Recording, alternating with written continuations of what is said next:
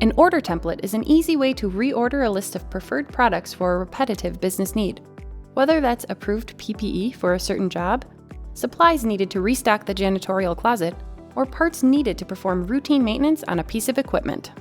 Creating an order template is as easy as creating an order. Simply add the parts and quantities in your shopping cart, scroll down to the bottom of the page where you'll see an option to add your cart to a new order template, then click the Go button. This will prompt you to create a name and description for your new template. Think simple and descriptive for easy future reference. You can choose to allow other users on your account to utilize the template, and if desired, you can allow other users to edit it. Once you click Submit, the new template will be added to your Order Templates page, making it easy for you or others to quickly access and reorder the same list of preferred parts in the future.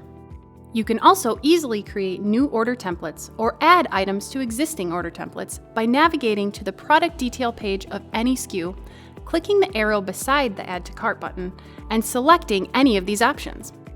You can access this resource on the homepage by hovering over My Account. And here we see the order template we just created.